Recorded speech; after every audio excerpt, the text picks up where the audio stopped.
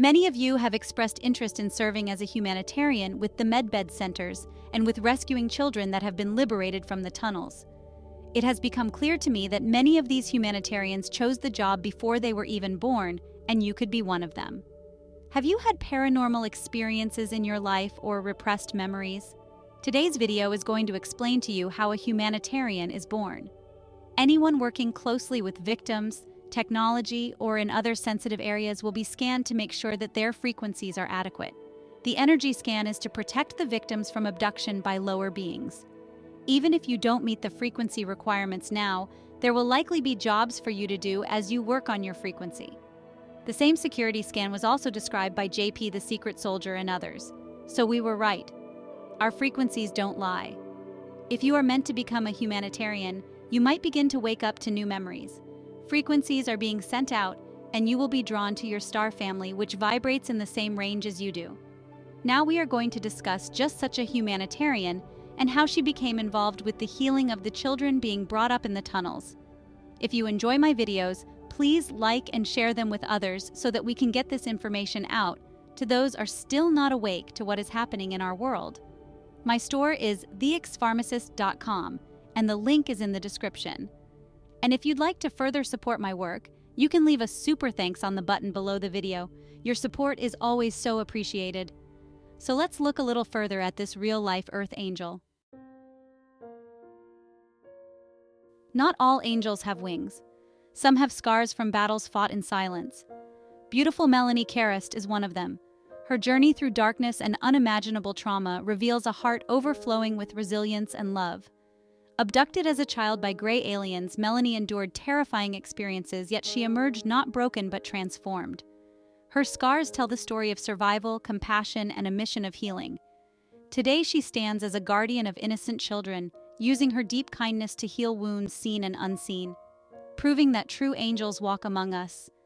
In this video, we are going to look at the life of this very special woman, as told so gracefully by her. Melanie began putting together memories of horrible experiences that she had as a child at the hands of some very terrible people. Gradually, her experiences broke through layers of suppressed memories and emotional barriers to reveal long-buried traumas and insights that had shaped her present life.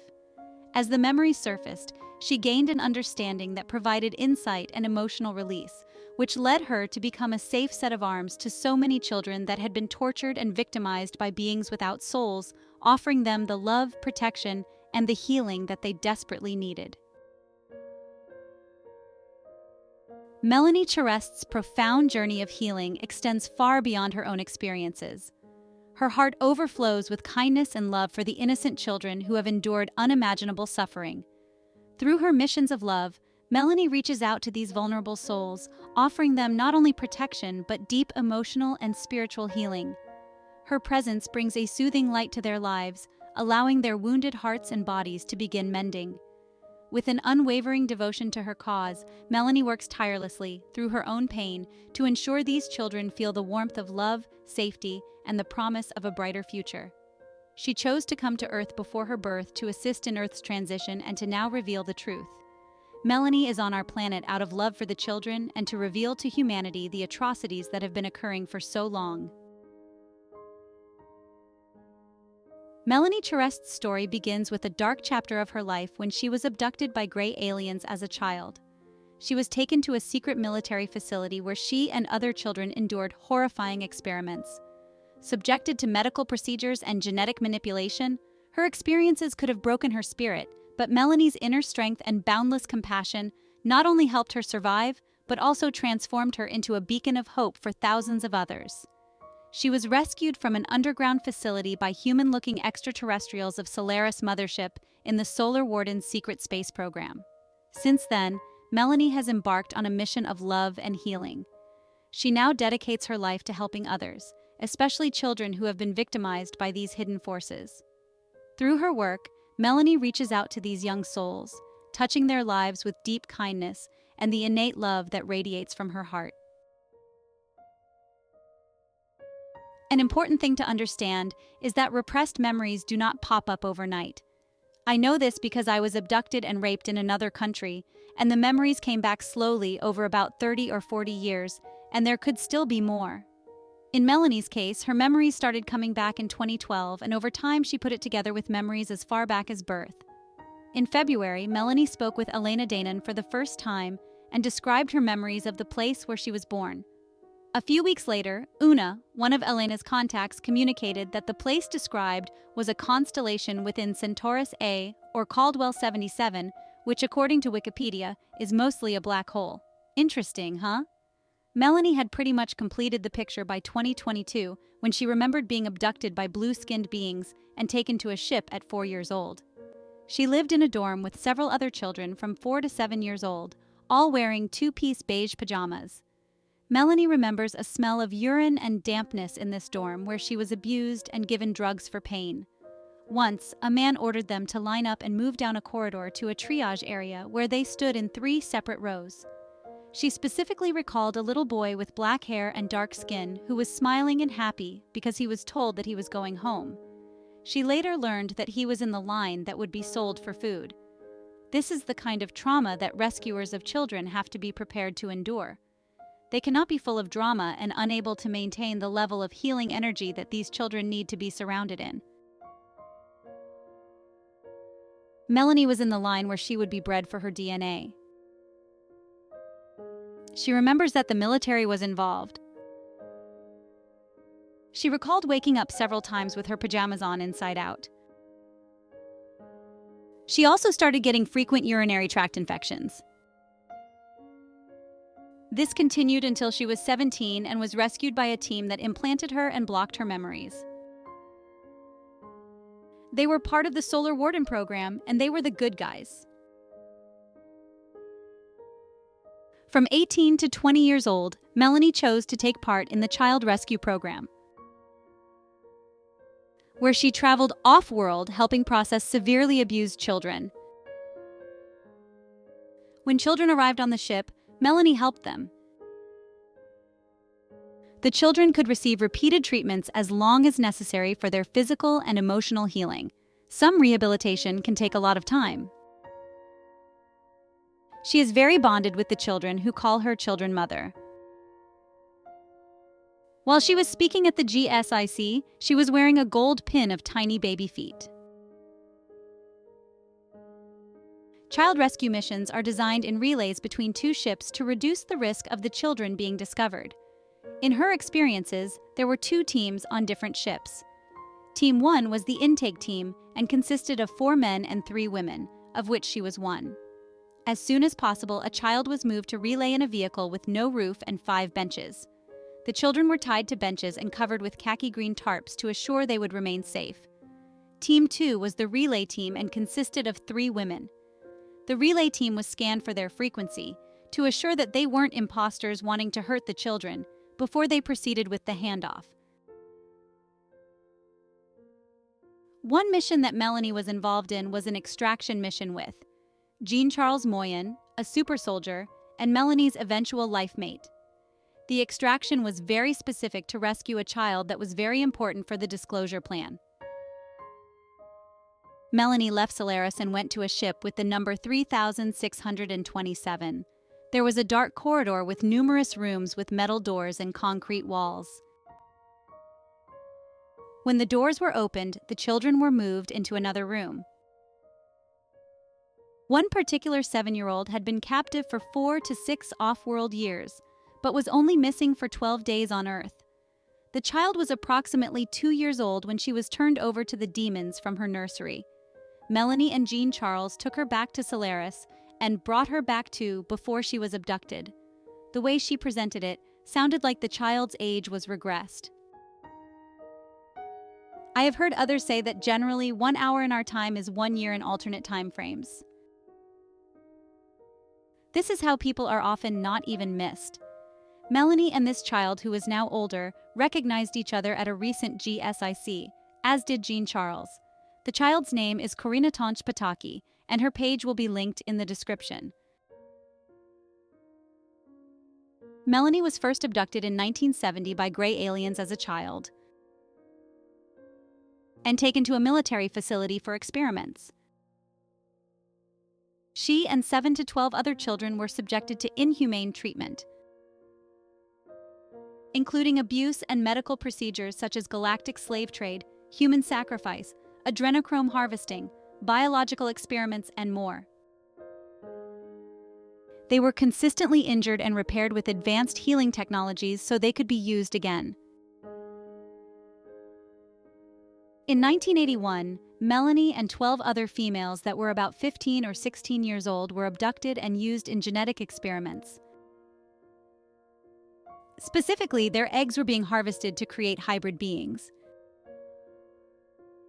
In February of 2022, Melanie was speaking to Elena, who helped her clarify that the descriptions of the place where she came from was within the constellation of Centaurus A, or Caldwell 77, which Wikipedia says is mostly a black hole.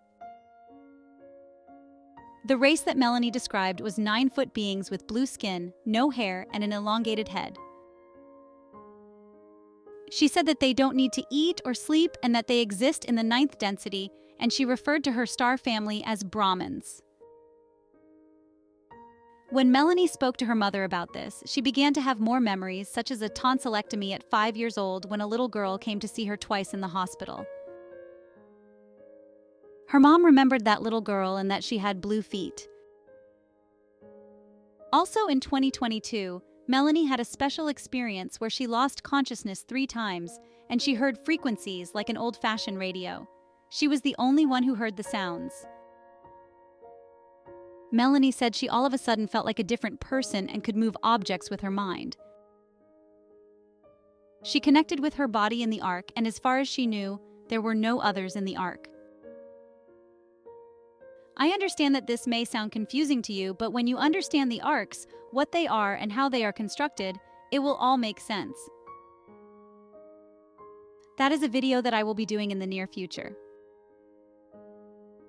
Melanie later learned that stellar beings are in the arks, and that she healed the children by activating their pineal glands with frequency.